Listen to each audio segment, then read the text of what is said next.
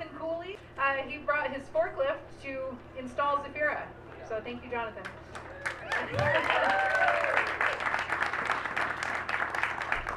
I think Zafira looks beautiful dancing in the hops. We had all that rain, but as soon as Zafira was installed, the sun came out and it stayed out.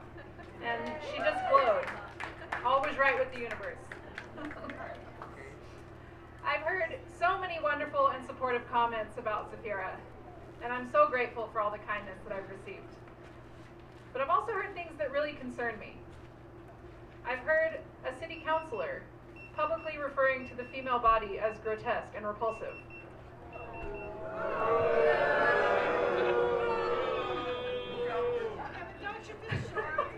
I've heard a candidate for school board describing how he feared the day his daughter would start her period since the day she was born.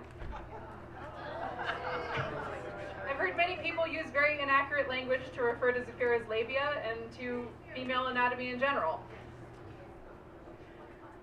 Half of humanity has labia.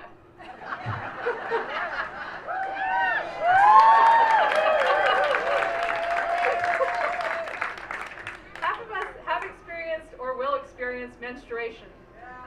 These things have facilitated each and every one of us coming into existence, and they're part of the human experience.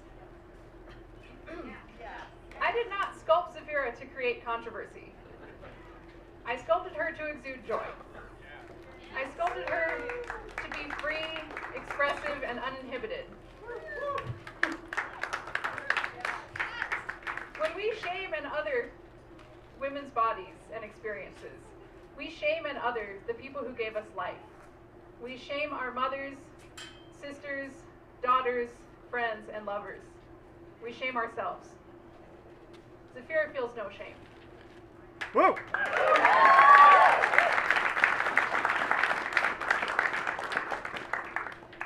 Zafira is not the first creative work to be censored.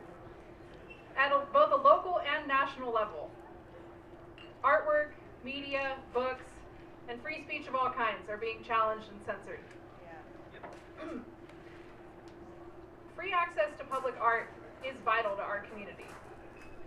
It is important to have artwork available to be seen in public, even artwork that we may not like or agree with.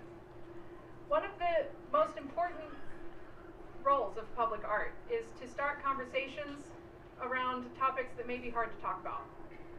And for some, public art may be the only access they have to artwork. Not everyone has access to galleries and museums.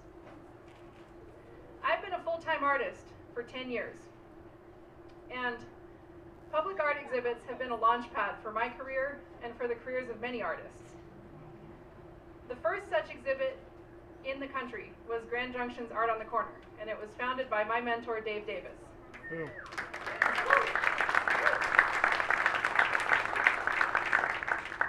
I am lucky enough to have the last public art piece he ever created in my collection. It's a collaboration that we made together, and it's on display here tonight. It's over there, behind all those lovely folks over there.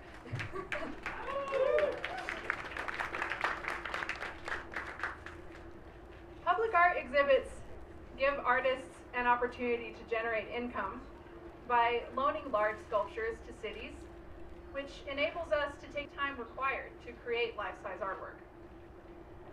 Life-size art takes longer to create and to sell, but I really enjoy working at this scale. Life-size art is a mirror. It gives the viewer an immersive experience and a window into ourselves. Some folks were concerned that having Zafira in downtown Fruita would cause people to boycott downtown businesses. But all of you wonderful people here tonight have proven that public art brings people and helps downtown businesses thrive. Whoa.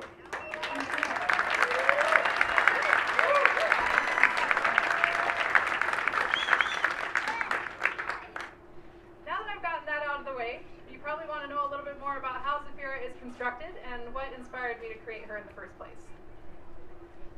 So Zafira is made with painted cement and mosaic glass over a steel framework. Some of these steel pieces already had a nice curvature to them, and others I heated with a torch and bent into the shape that I wanted. Zafira is an Arabic name meaning successful, but I didn't know that when I chose it. To me, Zafira's name evokes her graceful strength as a dancer. I've always really admired the art of dance, both because it is a beautiful form of creative expression and because it's not something I have any skill at myself.